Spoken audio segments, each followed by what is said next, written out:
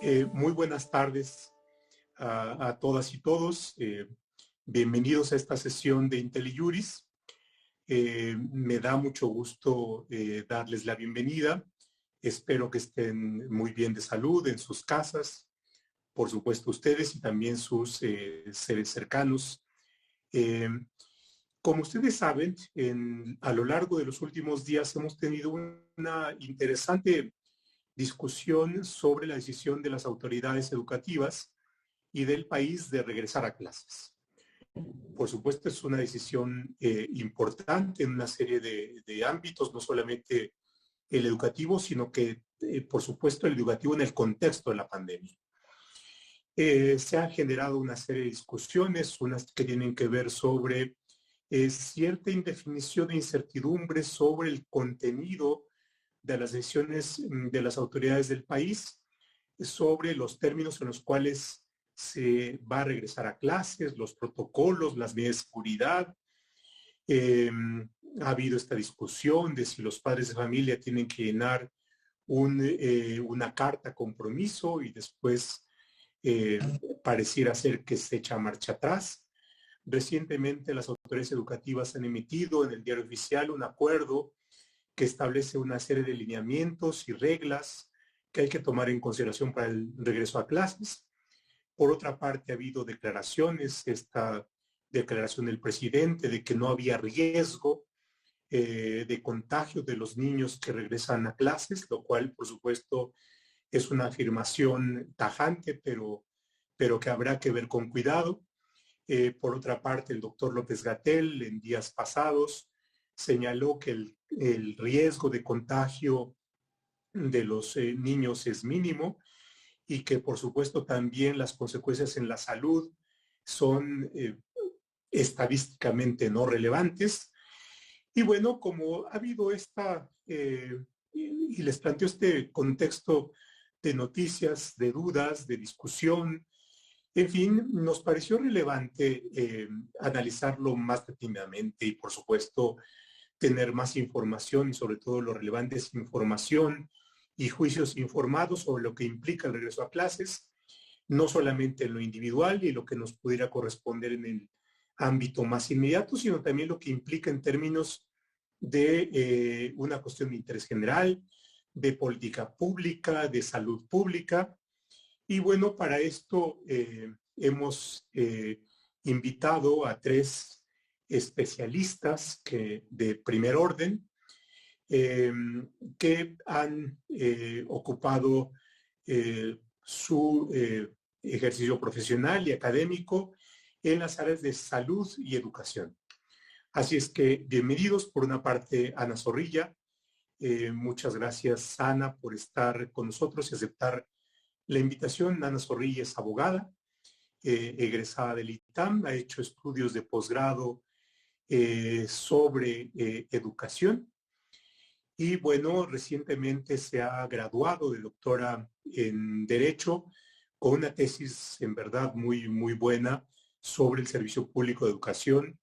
Y bueno, su tema fundamental es la educación básica, la educación, el derecho a la educación y las condiciones en las cuales el Estado mexicano tiene que eh, prestar este servicio educativo. Por otra parte, David Sánchez Mejía, muchas gracias David por aceptar la invitación. David es abogado, igualmente egresado del ITAM. Estamos aquí llenos de itamitas en la parte jurídica. Y él, al igual que Ana, ha hecho estudios de posgrado en Chicago, en la Universidad de Loyola, sobre salud y derecho. Ha escrito artículos importantes, relevantes, ha estado llevando a cabo el seguimiento en toda esta pandemia de las medidas que han tomado las autoridades. Ha habido una serie de artículos publicados que ya no los referirán. Y en tercer lugar, pero no por eso menos importante, está la doctora Sonia, bienvenida.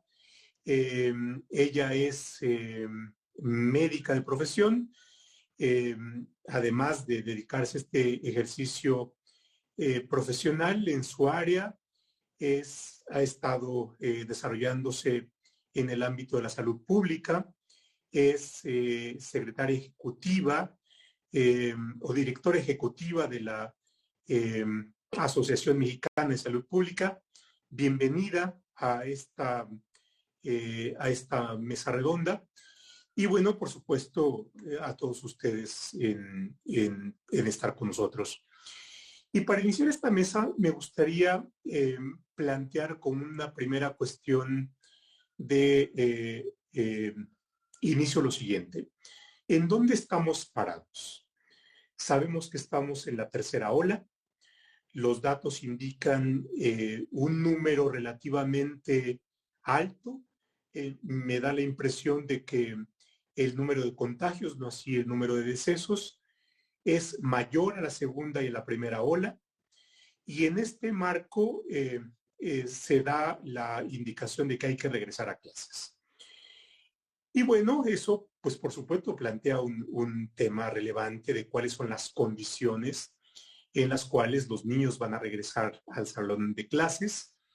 Tenemos una declaración del presidente de que no hay riesgo de contagio, lo cual me parece una afirmación muy tajante, pero precisamente por eso que hay que valorarla. Hasta donde alcanzan mis conocimientos sobre riesgo, entiendo que no hay riesgo cero, hay algún riesgo. Y lo que es importante es ver cuál es el grado de riesgo, si es que podemos llegar a aproximarnos al conocimiento del grado de riesgo. Por otra parte, no se trata necesariamente de una decisión de o regresamos a clase o no regresamos a clase, como en blanco y negro.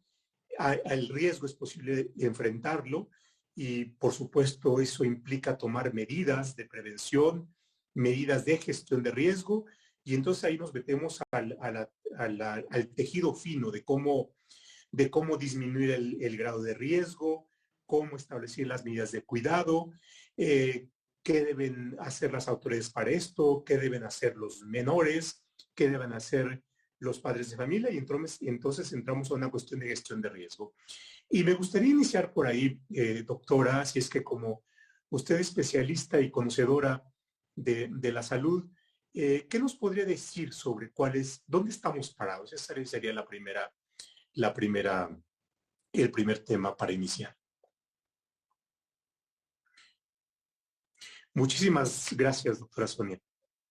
Ahí voy. He de decir que aunque yo no hice hice mi licenciatura en el ITAM, hice un diplomado en el ITAM, así que también tengo ahí algo del ITAM. Por lo menos me dieron un pin igual que ustedes, así que. Muy bien. Muy bien.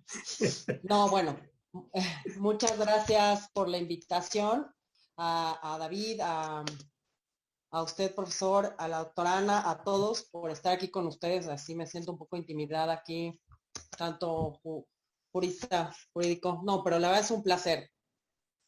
Pensando en dónde estamos parados,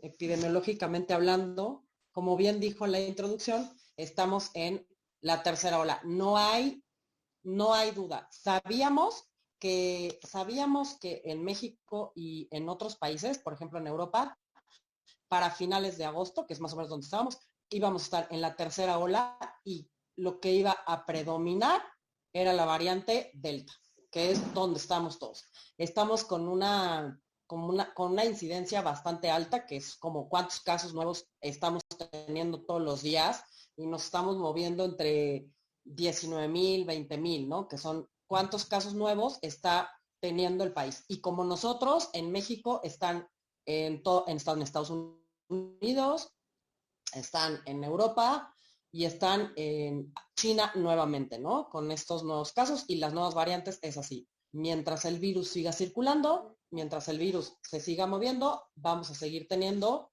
cambios y vamos a seguir teniendo, pues, estas mutaciones, ¿no? Estas variantes de los virus. Entonces, no hay duda que estamos ante la tercera ola.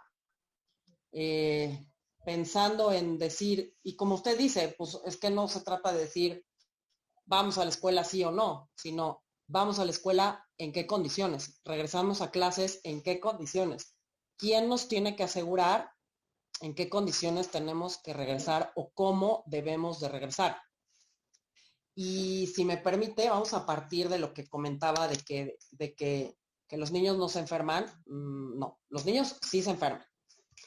No se enferman en la misma cantidad que se enferman los adultos, no se enferman en la misma porcentaje que se enferman los adultos, sí, pero los niños sí se enferman. Partimos de que sí se enferman. Hay muchos estudios, hay muchos estudios con muy poquitos casos, 300, o sea, 300 niños, 70 niños, 71 niños, 400 niños de China, de Francia, de Italia, de España, y de hecho hay varias revisiones sistemáticas donde dicen que pues el porcentaje de niños con COVID de 0 a 19 años se mueve entre el 1 y el 5%. De ahí esas declaraciones de que pues no se enferman o no es tan importante, ¿no? Sí se enferman y sí contagian, para acá y para allá, o sea, lo llevan a la escuela o lo llevan a casa, ¿no? Entonces, sabemos también que hay complicaciones muy graves, como han oído ustedes hablar del este síndrome multisistémico pediátrico, que terminan los niños en la unidad de cuidados intensivos. Ahora, ¿qué pasa? Esa tasa de hospitalizaciones en cuidados intensivos es del 0,5 al 2%, pero porque tengamos esos porcentajes pequeños, no quiere, o sea, no podemos minimizar y decir que, que es que nos enferman, ¿no? O es que no va a pasar nada y por eso va porque va, ¿no? Entonces un poquito por ahí va la idea.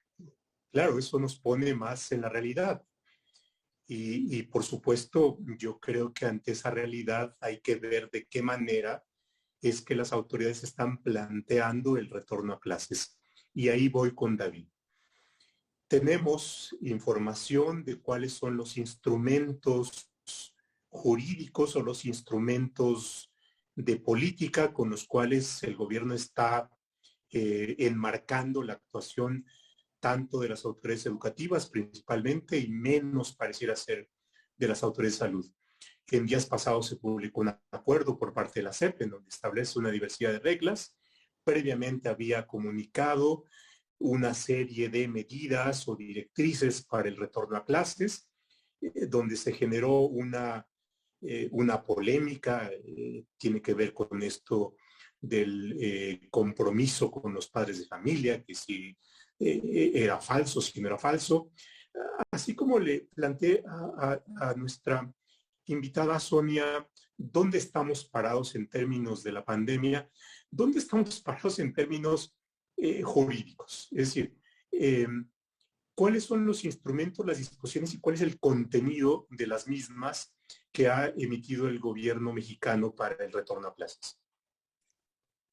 Muchas gracias, profesor, por la invitación y buenas noches a Ana y a Sonia. Es un gusto poder estar con ustedes.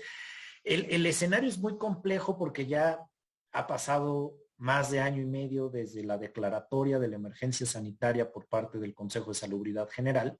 Nos tomaría toda la hora hacer el recuento de todas las disposiciones que se han ido emitiendo, pero me gustaría centrarme en al menos 3 momentos. El primero es el inicial. El inicial debemos hacer el reconocimiento a la Secretaría de Educación Pública, que fue la primera autoridad del Estado mexicano que reaccionó ante el brote de COVID-19, incluso antes de las autoridades sanitarias.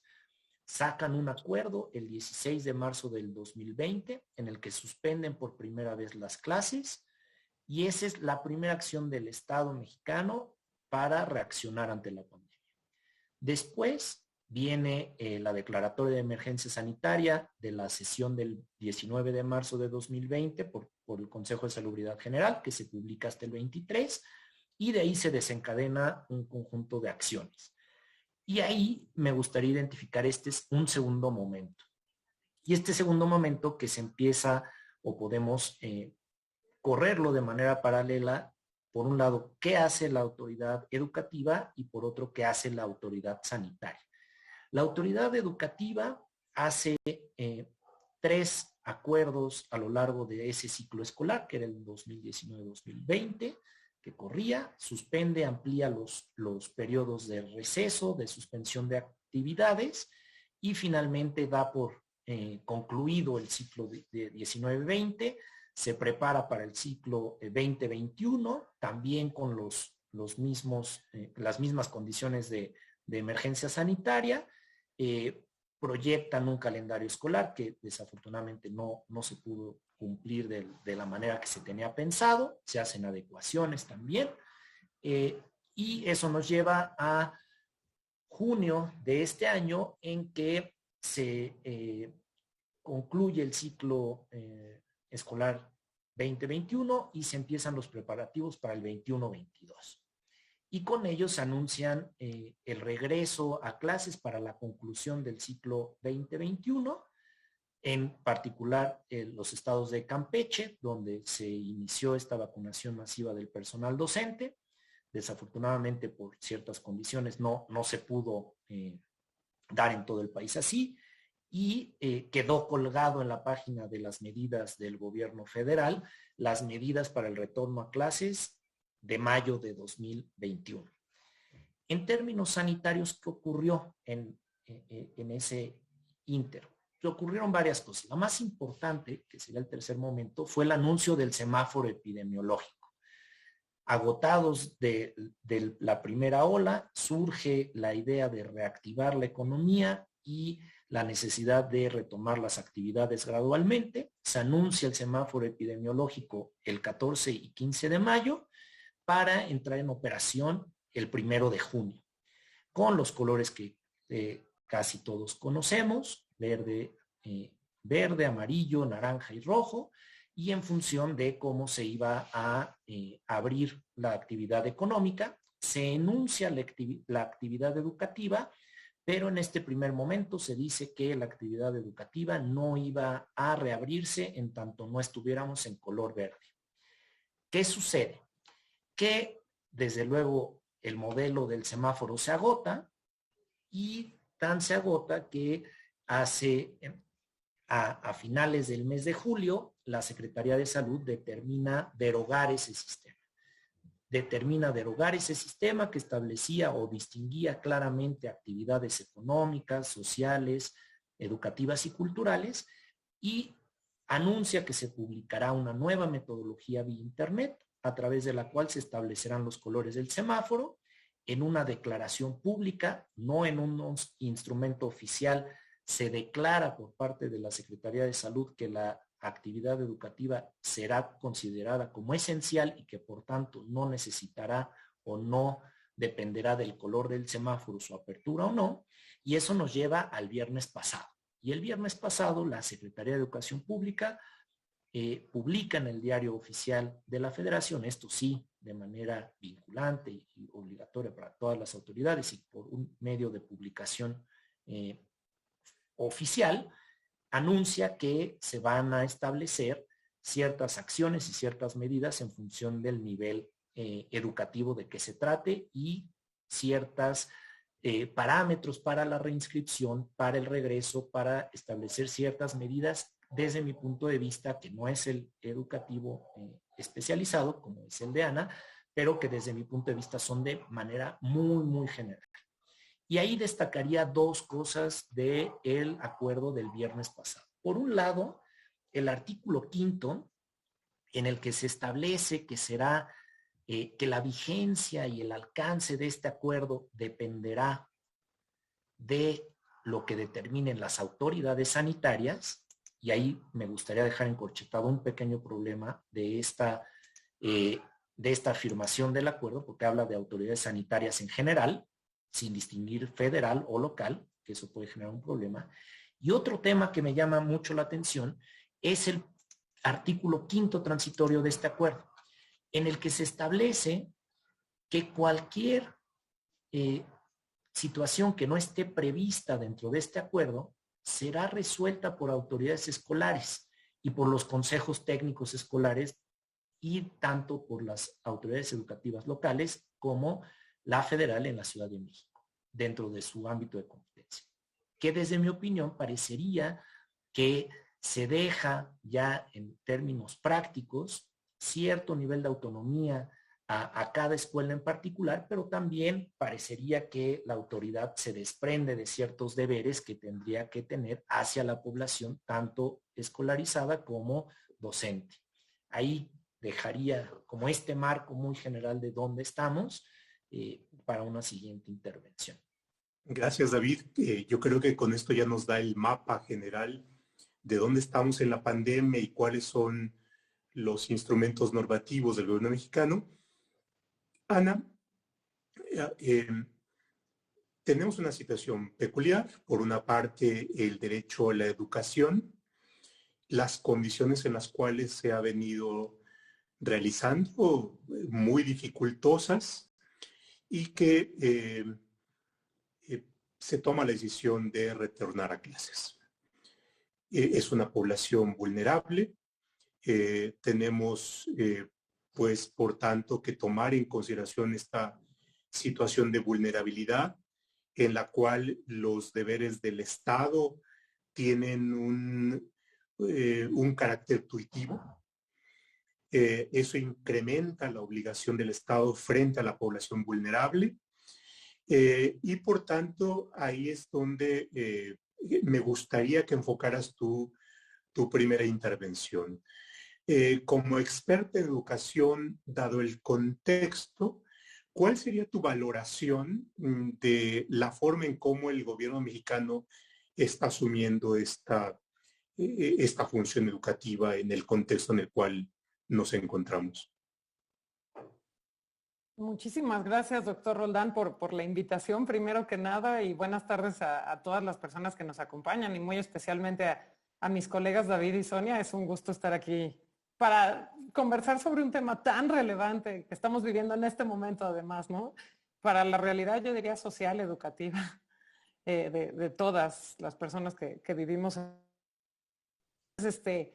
Muchas gracias, profe, por la pregunta. Me parece muy pertinente, ¿no? Desde el punto de vista educativo, a mí me gustaría partir con un comentario, ¿no? El comentario es que las escuelas indiscutiblemente deben abrir en el sentido de comenzar a migrar hacia modalidades presenciales educativas de una u otra manera, ¿no?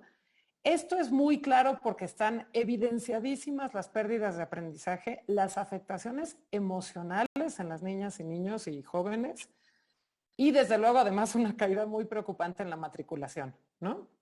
Además, Latinoamérica, curiosamente, ha sido la región que más prolongados cierres totales de las escuelas ha tenido y esto va a incrementar los índices de desigualdad social que tristemente caracterizan a la región de por sí, ¿no? Esto no significa que todos deban volver al mismo tiempo y que todas las escuelas deben abrir. Desde luego, mucho menos significa que las escuelas que no cumplen con las condiciones mínimas necesarias sanitarias, de higiene y de salud, deban poner en riesgo a los integrantes de su comunidad escolar. Pero los que están listos para abrir, deben abrir, ¿no? Y en un sistema educativo donde tenemos más de 241,000 escuelas de educación básica, por supuesto que hay muchísimas que sí están en circunstancias de abrir algunas actividades presenciales. Entonces, las que sí abran, pues deben abrir de manera gradual, ordenada, escalonada, ¿no? Las que no abran, bueno, pues la autoridad educativa ahí tiene la obligación de hacer un diagnóstico in situ, se llama, que el equipo técnico vaya a la escuela, determine qué falta de las condiciones que ustedes saben mejor que yo, sin duda, ¿no? De ventilación, de espacio, de espacios al aire libre, electricidad, los mínimos necesarios de salud y de higiene que deben estar presentes. Y se establezcan políticas diferenciadas en cuanto a cada escuela, ¿no? Ahora bien, desde un punto de vista de política educativa, la gran pregunta, además en un sistema educativo y un país tan inmenso y tan heterogéneo como el nuestro, es en qué nivel gubernamental o desde luego en la comunidad escolar, a qué nivel deben tomarse estas decisiones, ¿no? Entonces, La primera idea que a mí me gustaría aquí compartirles es lo siguiente. Debe privilegiarse, como yo creo que en gran parte sí se está haciendo en México, la autonomía de las comunidades escolares. ¿Por qué? Porque de las 241,000 escuelas que ahorita les comentaba, cada una de ellas presenta una realidad muy distinta, dada por una combinación distinta de características. Algunas escuelas, como lo mencionaba mi compañero David, estarán en el medio rural, otras están en la ciudad, algunas son multigrado, otras presentan serias necesidades de infraestructura, otras reciben niños y niñas de la primera infancia que tienen una imperiosa necesidad de contacto físico, esa es la realidad, y otras reciben adolescentes y jóvenes que tal vez tengan ya otro tipo de medidas de distancia social, ¿no? Entonces, no se puede generalizar. Cada comunidad escolar, a través del Comité Participativo de Salud Escolar, que el mismo acuerdo que ya explicó David estipula claramente, debe tener esa decisión de cómo ir retomando las actividades presenciales. Esto que estoy diciendo de ninguna manera exime al gobierno federal de sus muchas y muy importantes obligaciones al respecto. Solamente quería hacer esa primera aclaración.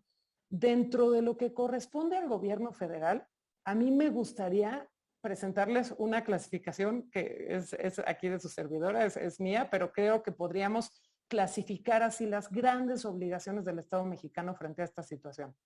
Una es la información. Otra es la comunicación sobre las soluciones efectivas que se están tomando a nivel local. Otra importantísima es la infraestructura y las condiciones materiales de las escuelas. La cuarta sería el apoyo al magisterio, que tienen una labor titánica. La han tenido este año y medio y lo van a seguir teniendo ahora en la modalidad híbrida. Y como decía mi querido profe Roland, definitivamente la priorización del interés superior de la niñez, ¿no? En todas sus decisiones. Entonces, me gustaría ahondar ligeramente en cada una de ellas. ¿Es todavía prudente, profe? Sí, si quieres lo dejamos ahí un lo poco, dejamos, porque me perfecto. gustaría profundizar un Tengo poco varias más. ideas que decirles ahí, Exactamente. entonces encantada y muchas gracias. Y tiene que ver con lo que tú vas a abordar, pero me gustaría antes Desde regresar luego. con la doctora Sonia Gracias. en un elemento que me parece que es relevante. Y es un problema complejo. Vamos aprendiendo qué sucede con el virus.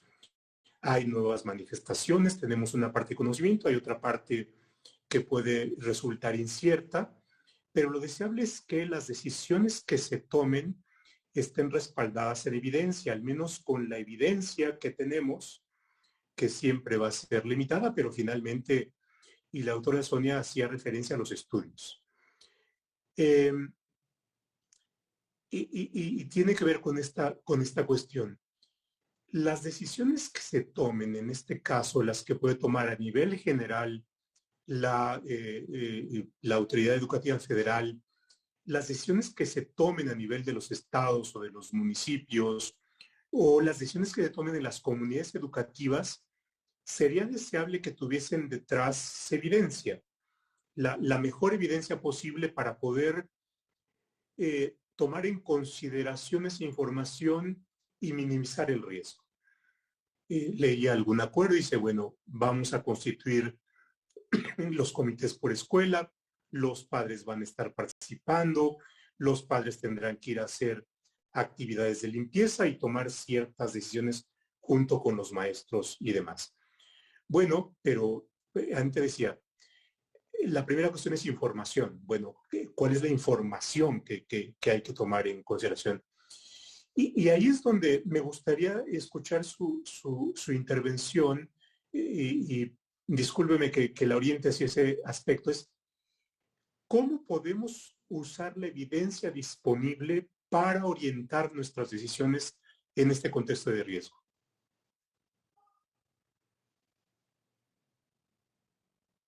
Ya, para que no sea el de no tiene audio, pues en realidad es que muchos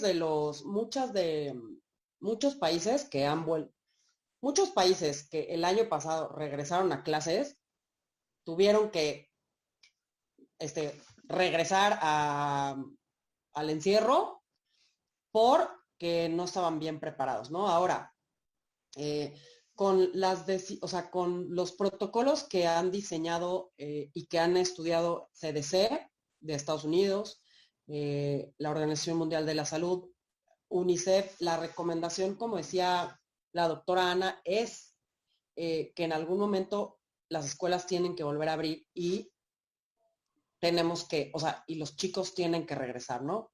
Ahora, ¿cuál es la mejor opción? La mejor opción es tener un protocolo que esté sustentado en evidencia científica potente. Después de que tengas el protocolo, aplicarlo, pero que la gente que lo va a aplicar sepa que existe un protocolo, esté capacitada en el protocolo y tenga todo lo que tiene que tener. Porque una de las mejores maneras para minimizar el virus o para minimizar que nos enfermemos es que me lave las manos, ¿no? Que utilice alcohol gel. Entonces, si estoy en una escuela, de esas que han salido, o sea, no es un invento, lo vimos en las noticias, ¿no? Esas escuelas que no tienen agua, pues está muy difícil que podamos cumplir el protocolo. O sea, la evidencia dice que el riesgo de contagio se disminuye con el lavado de manos, ya sea con agua y con jabón y con el alcohol gel, cada X tiempo. Entonces los niños tendrían que estarse lavando las manos al llegar a la escuela, los profesores y el personal de salud. Si tengo una escuela donde no hay agua, va a estar un poco difícil que podamos cumplir esta parte que dice el protocolo y que dice la evidencia, ¿no? Siguiente.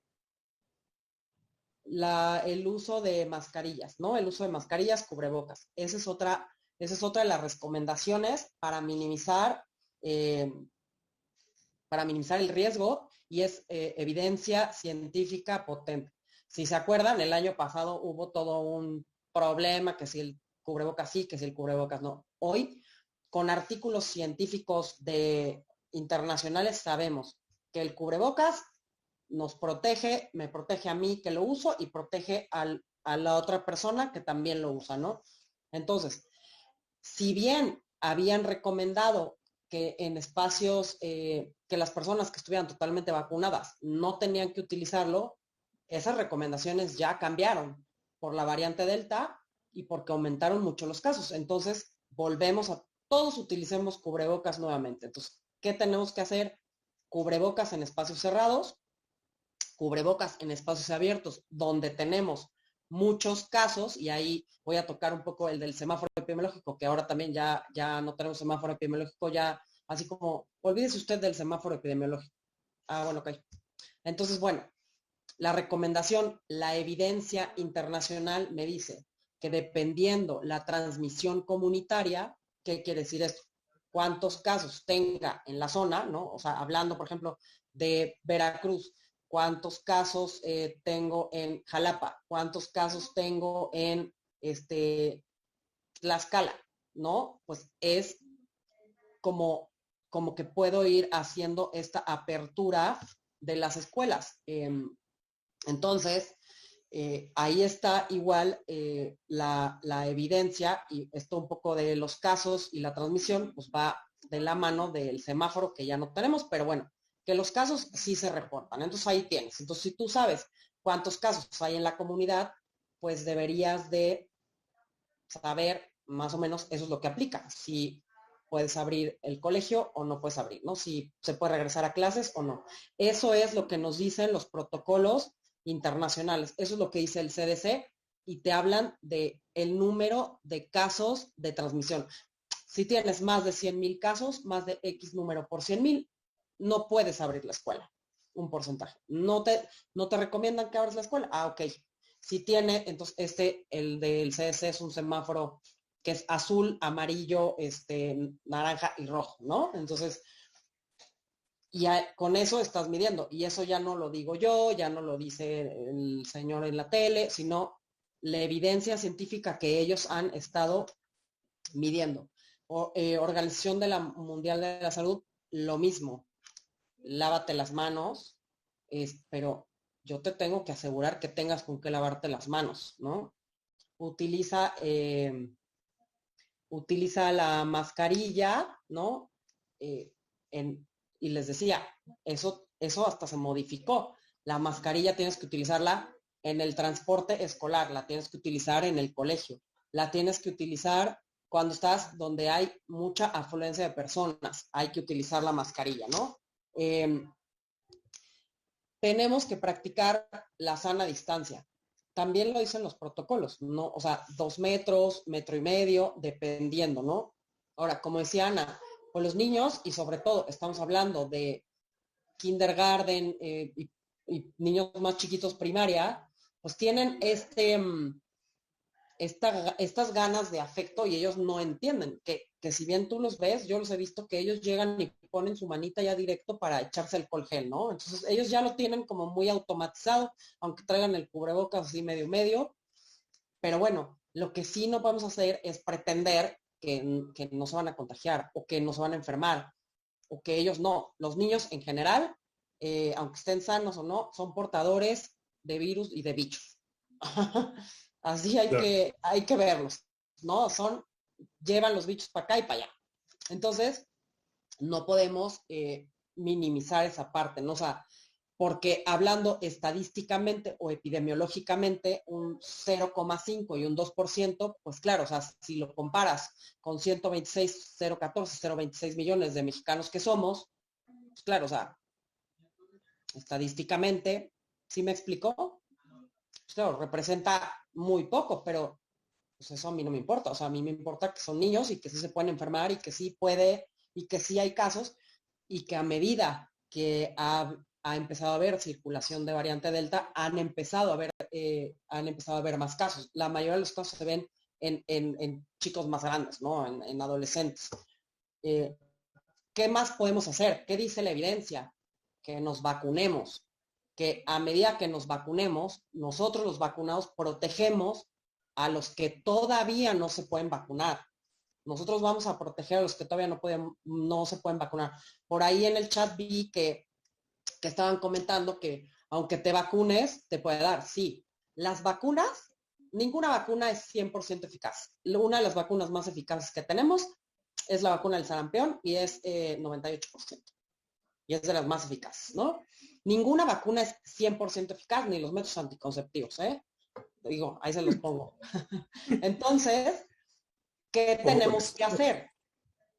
¿Qué tenemos que hacer? Sabemos que lo que te hace la vacuna es, te protege, pues para que no te mueras. Protege de los casos más graves. Protege contra hospitalizaciones, por ejemplo, ¿no? Sí, sí hay gente vacunada que se está enfermando. Casos muy leves, ¿no? Desde casos muy leves ha habido gente que desafortunadamente ha perdido la vida en gente vacunada. A veces es gente que entre dosis se enfermó, entonces bueno, pues no tienes la vacuna completamente. Recordarles que yo me vacuno hoy, y esto no es como seguro del coche, que hoy me vacuno y mañana choco y ya me cubre. Yo me vacuno hoy y hasta dentro de 15 días estoy protegida.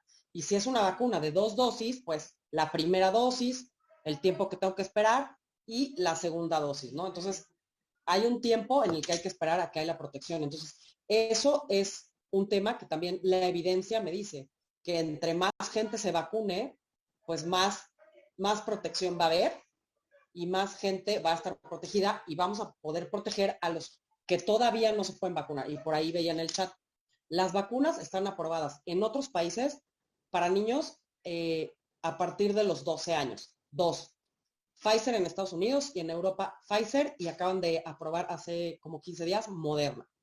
Moderna en Estados Unidos todavía no se aprueba para menores de 18 años, ¿no? Entonces, en México nada más está 18 años para arriba, es Pfizer.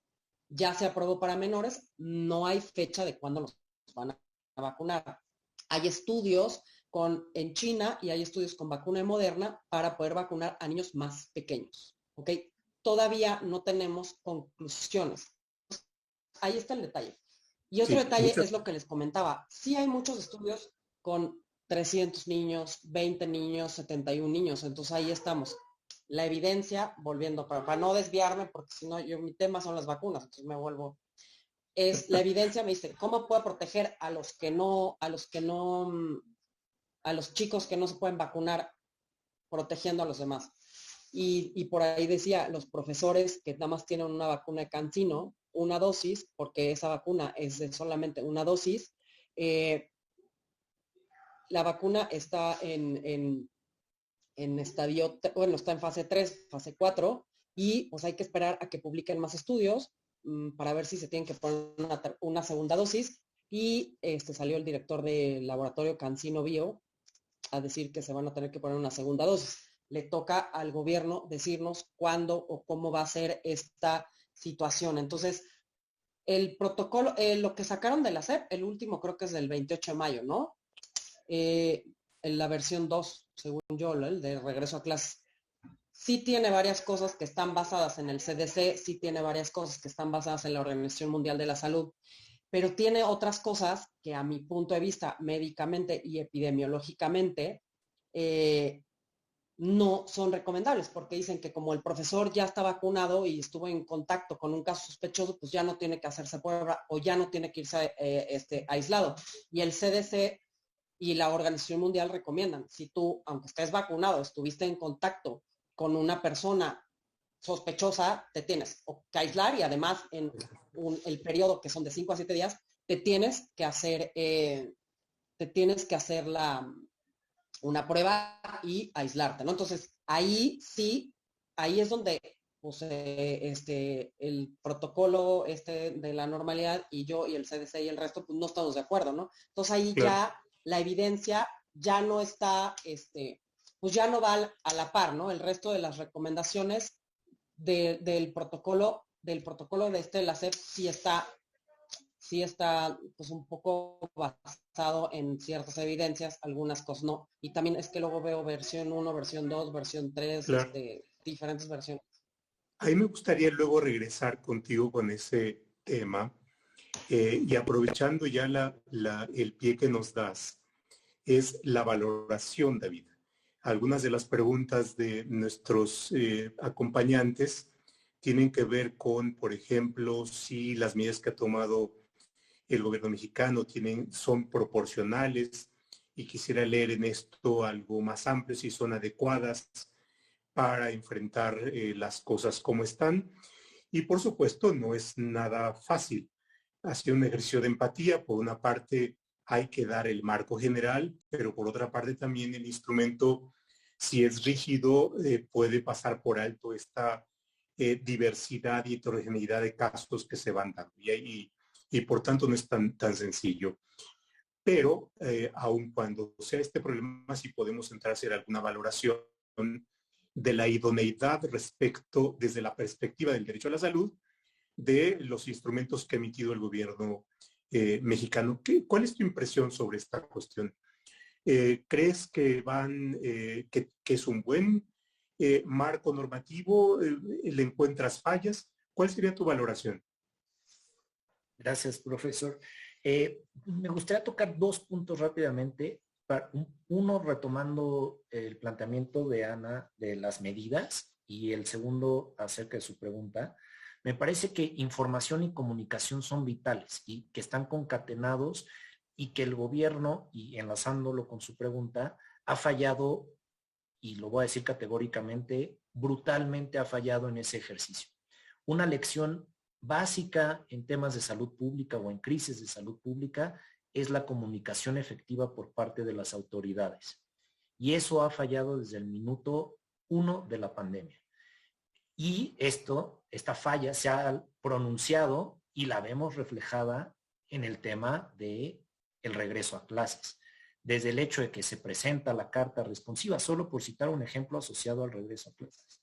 Se presenta la carta responsiva en la mañanera del 11 de agosto y el 19 de agosto el presidente de la República dice que no se presentó lo que sí se presentó una semana antes frente a él, y que si él hubiera conocido ese documento no lo hubiera aceptado. Entonces, y después tenemos al subsecretario, que es el vocero y el encargado de dar cauce a la acción y respuesta del Estado frente a la pandemia, diciendo cosas como la posibilidad de muerte es nula o estos errores de comunicación constante. Entonces, me parece que, retomando un poco lo de Ana, información y comunicación son vitales, y categóricamente, desde mi punto de vista, se ha fallado. Normativamente y en la construcción de las medidas. Me parece que valorarlas de manera genérica sería también un poco rigorista.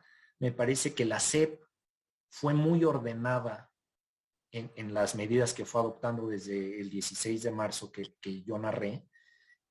Sus contenidos eran más operativos, eran más de fechas de reinscripción, fechas de organización, de cómo se iban a adaptar los calendarios.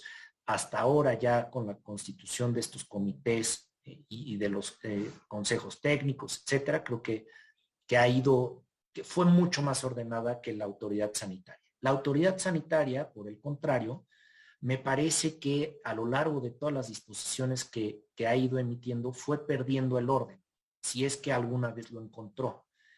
Y al no iniciar ordenadamente esta construcción de medidas del semáforo, de los periodos, de los parámetros de actuación, pues se perdió completamente la brújula. Y eso nos tiene en esta situación actual. Me parece, y más allá de una ponderación que he leído recurrentemente en el chat eso, me parece que no estamos frente a una colisión de derechos. No estamos frente a un conflicto entre qué debe de primar, si el derecho a la salud de niños y personal docente frente al derecho a la educación y el interés superior de la niñez. Me parece que no están colisionando estos derechos. Al contrario, creo que debemos de armonizarlos. Y ahí creo que el Estado está fallando. Y está fallando, por citar otro ejemplo, y que me va a situar o nos puede llegar a situar en el tercer punto que decía Ana, de la infraestructura.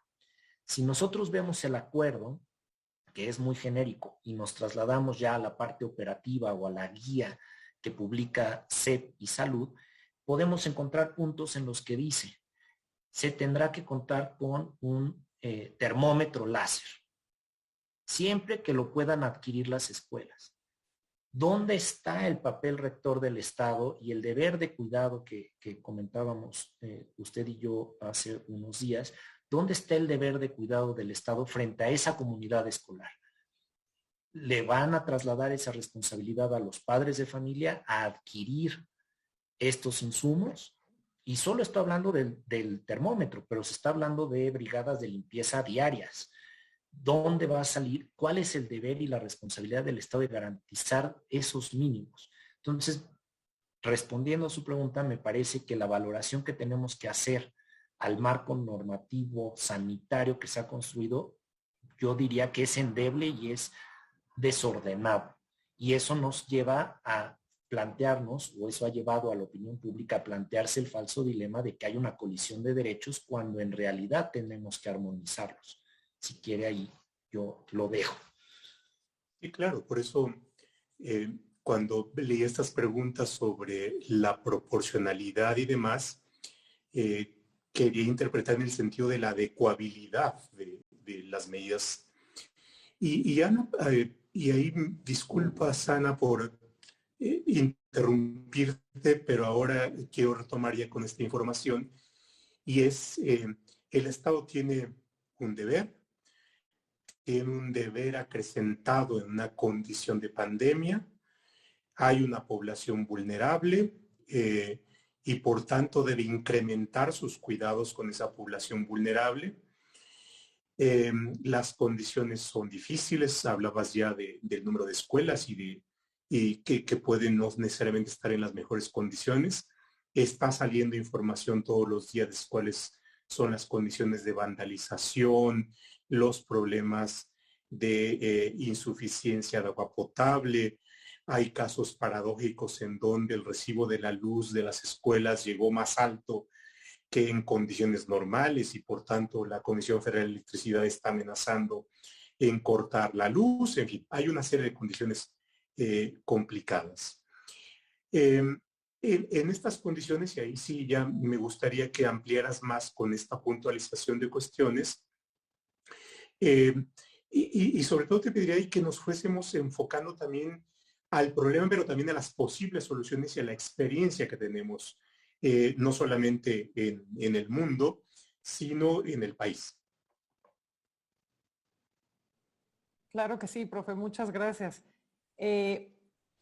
Totalmente coincido con lo que acaba de comentar David, en el sentido de que muy lejos de tratarse de una colisión de derechos, más bien estamos hablando de cómo fomentar que los niños estén educados y estén sanos, que viene junto con pegado, como dicen por ahí, ¿no? De hecho, ahorita, un poco ya contestando a la pregunta que hace el doctor Roldán, las buenas prácticas detectadas tanto a nivel subnacional en México como a nivel internacional destacan que una buena manera de empezar a retomar la presencialidad implica entender a la escuela como un espacio protector, un espacio seguro que precisamente fortalece o incluso provee salud a quienes asisten a ella, ¿no? Una protección se llama física, cognitiva y socioemocional, ¿no? Esas tres funciones de la escuela están íntimamente ligadas con la salud.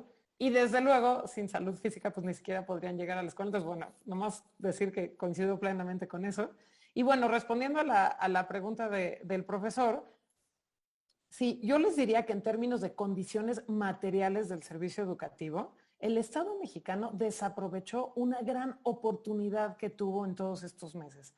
Una gran oportunidad de priorizar recursos económicos, tal vez incluso reasignarlos y destinarlos a frenar el deterioro de muchas escuelas. Como decía el profe, muy tristemente, algunas están vandalizadas incluso.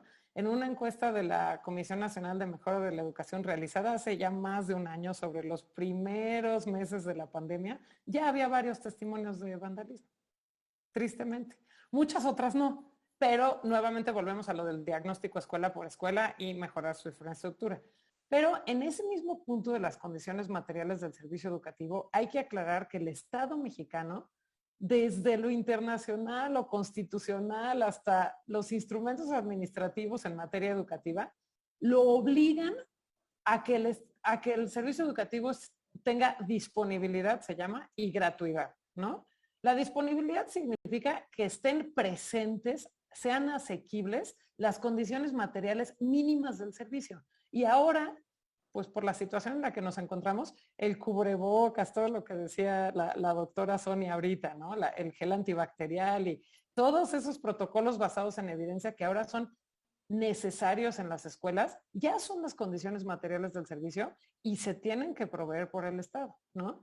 Antes de la pandemia incluso, las familias mexicanas ya gastaban alrededor del 8% de su ingreso familiar en lo que se llama gastos indirectos de la educación. Imagínense ahora, ¿no? La prueba, el cubrebocas, el gel, ¿no? Y por el número de hijos, además. ¿No? Entonces, eso lo tiene que proveer el Estado mexicano sí o sí, ¿no? En términos de lo otro que resaltaba el profesor Roldán, es importantísimo, a mi juicio, que desde el gobierno federal se rescaten, estemos muy atentos a las buenas prácticas a nivel subnacional en las comunidades escolares en Sinaloa, por ejemplo, en Jalisco hay muy buenos ejemplos de lo que ha estado funcionando en semanas y meses recientes en esos ejercicios de volver a la presencialidad poco a poco, ¿no? En realidad, hemos hecho cosas muy buenas en México. Por ejemplo, en Sinaloa tenemos, en Sinaloa tenemos un gran ejemplo en el que se crearon comunidades de aprendizaje en las que el docente, fíjense qué labor tan importante, iba detectando a las personas, a los alumnos y las alumnas, con mayor riesgo de abandono escolar y se fueron involucrando en lo que se llama pequeñas comunidades de aprendizaje.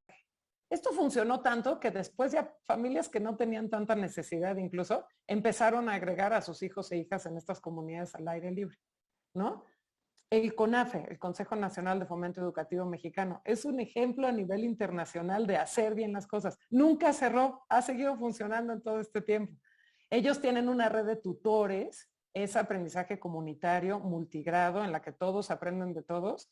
y realmente se ha probado que se han mantenido enganchadas las personas que están estudiando en estos servicios educativos, ¿no? Entonces, pero ahí sí, si la autoridad federal no rescata estas prácticas y las deja ver, pues no habría manera de que otros rescataran estas muy buenas ideas que hay. Desde luego que también a nivel internacional hay muy buenos ejemplos, y la Comisión Nacional de Mejora de la Educación, que la menciono bastante porque la verdad tiene muy buenos estudios que a veces siento que no se acaban de difundir y de tener el eco que deberían de tener en las decisiones del día a día de nuestro sistema educativo, ¿no? Rescata, tiene también una publicación muy seria de experiencias internacionales en la pandemia. Tiene otro de sugerencias para el regreso. Todas estas cuestiones aportan información relevante para que las comunidades escolares tomen sus mejores decisiones, ¿no?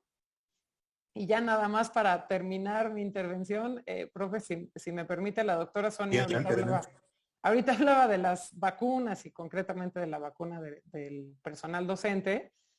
Y bueno, esa sí también es parte de las obligaciones que tiene el gobierno federal, ¿no? Resguardar a sus docentes, decirles claramente, y eso sí es una cosa general, ¿no? Claramente en qué supuestos pueden, no, incluso deben, ¿no? No ir a las escuelas si tienen, por ejemplo, una persona en riesgo en el hogar o ellos mismos presentan síntomas, o bueno, ustedes le saben más, ¿no? Pero seguramente que hay un protocolo, como decía la doctora Sonia, muy claro que debería de establecerse a nivel federal, porque ¿qué está pasando ahorita? Y tenemos muchos testimonios de los profesores.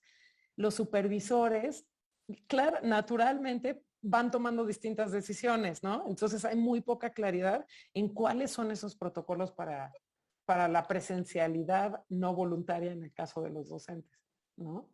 Entonces eso sí sería muy bueno que también formara parte de la función informativa de la autoridad federal, ¿no?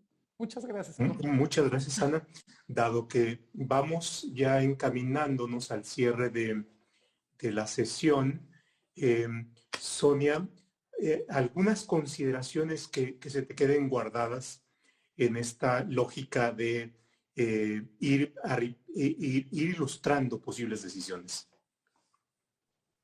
Pues es que es bien difícil, ¿no? Justo lo que decía la doctora Ana, la semana pasada o antepasada me entrevistaron de un canal de televisión justamente con una mamá de Sinaloa, que también es como del grupo de padres de familia, de la Asociación de Padres de Familia y de la vuelta a clases, ¿no? Entonces, en el país tenemos y se han hecho protocolos, o sea, y bueno, ya han hecho muchas cosas para el regreso a clases. Como decían aquí mis compañeros panelistas, la comunicación no ha sido efectiva. Los mensajes en la mañana son de una manera, en la tarde son de otra.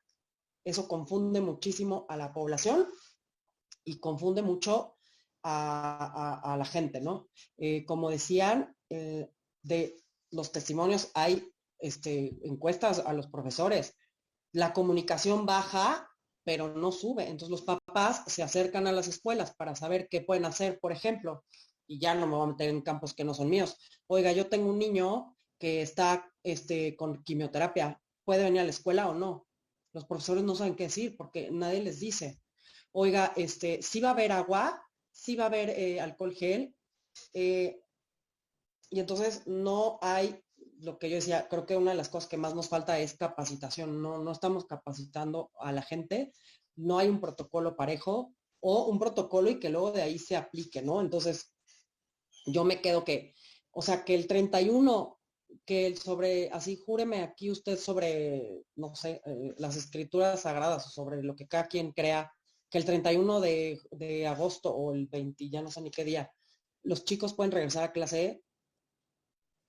Yo creo que eso es una recomendación que no podemos hacer y que no podemos dar, porque todavía hay muchas interrogantes y todavía hay muchos cabos sueltos, todavía hay muchas cosas que no sabemos, todavía hay, y que no sabemos, no, por ejemplo, de cómo actúa el virus o qué pasa, ¿no? Aunque sí cada día vamos encontrando cosas nuevas. Yo cuando me dicen, no, que el virus, y no es que, yo digo, bueno, pues esto te va a sonar feo, pero el virus es fascinante porque cada cosa que hace es tremenda, ¿no?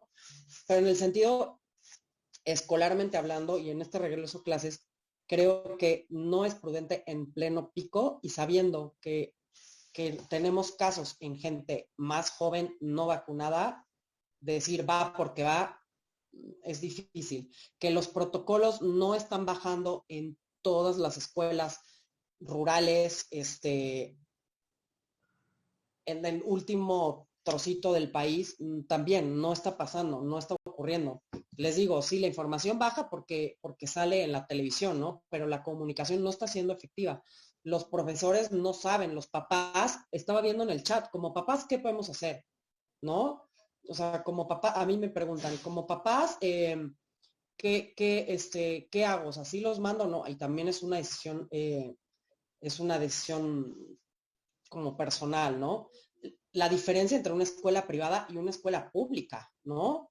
La diferencia entre que vayas a una escuela privada y una escuela pública. Yo doy clases en una universidad privada y tienen todos los protocolos. Desde hace meses nos mandaron los protocolos, desde hace meses nos dieron capacitación, llegas y así como que casi entras como en una nave espacial, ¿no? Por así decirlo. Claro, eso a una semana de que tengan que empezar las clases, yo no lo veo claro con los profesores. Entonces, los protocolos están, sí, que les falta afinarse, sí, pero lo que más falta es que todo mundo sepa que existe el protocolo, que todo mundo que lo tiene que aplicar, sepa dónde encontrarlo, sepa cómo lo tiene que aplicar, tenga los mecanismos para aplicarlo y lo que toca a los papás en casa es lo que han venido haciendo todo el año. O sea, con los niños lavándose las manos y poniéndose el cubrebocas, ¿no? Y, y saliendo lo menos necesario, ¿no? Porque también estaban así los que dicen, pero es que se van de vacaciones, pero no los quieren mandar a la escuela. Bueno, pues es que eso es cada quien, como estaba leyendo en el chat, pues es una decisión personal, ¿no? Entonces te digo, pues aquí te dicen una cosa, aquí te dicen otro, en una escuela dicen una cosa, en otra escuela dicen otra cosa. Yo leí de una profesora que dijo, es que el director estaba dando en un salón cerrado a 80 personas sin cubrebocas. Entonces, si tú mismo estás dando un mensaje así, ¿qué puedes esperar del resto de la gente? Entonces, creo que ya para cerrar, protocolos hay adecuados o que les falta adecuarse, sí, que debería de haber un mensaje federal, parejo, entendible, y donde no uno dice una cosa y otro dice otra cosa, un mensaje federal, un protocolo federal de la Subsecretaría de Prevención y Promoción de la Salud, que es a la que le toca sacar ese protocolo, junto con el CENSIA, que por cierto no tiene titular, ¿no? Que es también a los que les toca hablar de eso. Entonces, un protocolo nacional, como dicen, sí, un protocolo nacional aplicarse y luego, claro, a cada lugar le toca una cosa diferente. No es lo mismo una escuela en Chiapas que una escuela en Monterrey. No es lo mismo en Guerrero que en Tuxtla Gutiérrez, ¿no? Pero que tuvieran un mensaje nacional, un protocolo nacional, los medios para aplicarlo y de ahí bajarlo. Y que la comunicación también subiera para arriba, ¿no? Bueno, sí, mismo que sí, no.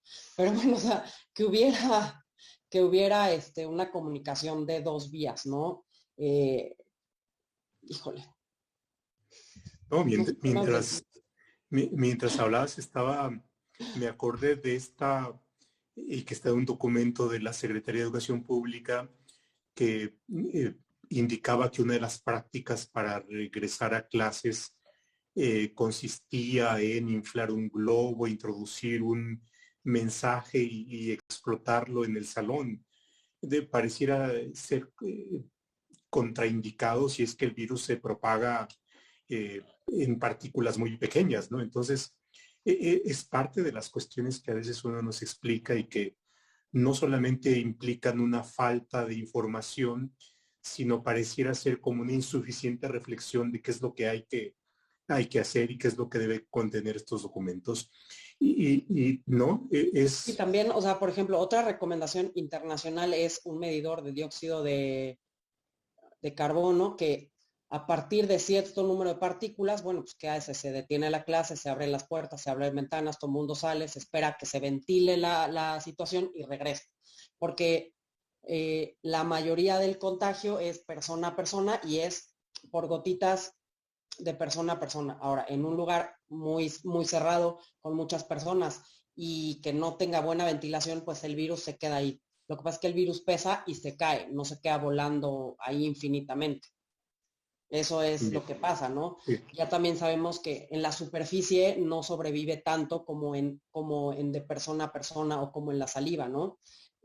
Pero también se recomienda limpiar, porque si yo chupo la mesa y llega otro y pone la mano y luego se chupa, pues ahí está haciendo directamente que está en contacto con los fluidos, ¿no? Pero hay mecanismos, y les digo, esto de los medidores de dióxido también lo dice en los protocolos de la academia el Colegio de Pediatría, de Pediatría de Infectología y Microbiología, ya sacaron también un desplegado de 2 hojas. ¿Qué hacer ante este inminente regreso a clases? Pues lo que yo les decía, lavarse las manos, cubrebocas, medidores, ventilación. claro.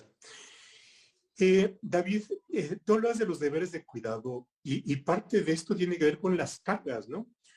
Eh, es decir, no es lo mismo que se les diga a los padres que lleven su gel y que les den a los alumnos, a sus hijos, el cubrebocas, porque eso implica, quizás para muchos esto no sea algo relevante, pero si pensamos y dado los últimos datos de Coneval que han aumentado la población en situación de protesta, esto, un buen cubrebocas, un buen gel, implica una carga económica que en la suma y en la suma del gasto familiar es sustancial. Y esto implica también que el Estado tiene que asumir en su población una diversidad de cargas y no trasladarlas. Con esto, ahí quisiera sí escuchar una última reflexión tuya. Muchas gracias, profesor. La reflexión final, porque sé que estamos ya sobre la hora, eh, no solo sobre el tema de las cargas, sino de cómo vamos enlazando cada uno de estos temas que atinadamente nos fue fijando Ana. Me parece que un primer paso es la comunicación. De ahí tenemos que mejorar la comunicación. Tenemos que articularla de manera adecuada con lo que decía Sonia, que es los protocolos y la capacitación del personal docente, que ya no nos dio tiempo a abordarlo, pero el personal docente va a tener una carga y este traslado de cargas que el Estado le está imponiendo al personal docente me parece que es bastante fuerte y que se puede mitigar con la capacitación. En tercer lugar, el uso adecuado de recursos, y esto va con de lleno con lo que usted menciona, es cómo hacer, pues bueno, una solución macro que la anticipaba Ana es pues una redirección del gasto público, ¿no? Si hay programas que están siendo ineficientes, si hay grandes obras que no están generando los beneficios que se esperan, pues siempre es de sabios cambiar de opinión y se puede reencauzar ese gasto público. Y por otro lado, y que lo vi también en las preguntas, es cómo los individuos pueden hacer frente a este traslado de cargas, ya no solo de el material de limpieza para los hijos o incluso para la exigibilidad de que se vacune o que se tome evidencia científica para iniciar la vacunación en menores de 18 años o la segunda dosis de maestros en caso de que científicamente sea necesario. Me parece que ahí una de las vías para aliviar este traslado de las cargas, desafortunadamente, va a ser la vía jurisdiccional. Me parece que la vía jurisdiccional que en esta pandemia ha explotado en temas sanitarios, creo que con el tema de la reapertura escolar va a ser una vía más en la que padres de familia, personal docente encontrará quizás el alivio de desapego de sus responsabilidades por parte del Estado para que efectivamente los jueces sean quienes les exijan a las autoridades tener los instrumentos necesarios, tener el alcohol gel, tener todas estas condiciones que permitan a los alumnos, a sus familias y al personal docente, pues estar en un ambiente seguro. Me parece que la respuesta que daría sería puntualmente la vía jurisdiccional se abre como una alternativa a esta cerrazón de las autoridades. Muchas gracias, David. Anita, una última reflexión para cerrar esta mesa. Con todo el gusto, profe, muchas gracias. Lamento que se esté acabando la mesa porque podríamos seguirnos aquí mucho tiempo, es un gran tema, pero cierro con 3 prioridades, ¿no? Que creo tendríamos que tomar todos en cuenta para encontrar soluciones, ¿no? La primera es el apoyo al magisterio. Lo cierto es que todos, en mayor o menor medida en esta pandemia, hemos sufrido tristeza, ansiedad, depresión, quienes no hemos tenido peores momentos traumáticos, ¿no? Todos estamos afectados emocionalmente especialmente, ¿no? Entonces, a nuestras maestras y maestros ahorita les estamos pidiendo muchísimo, ¿no? Estamos pidiéndoles también que hagan un diagnóstico en sus grupos para detectar casos graves de salud mental y los canalicen con especialistas. Híjole, qué soltura y qué solidez emocional se tiene que tener también para esa labor, además de todo lo que tienen en su docencia, ¿no?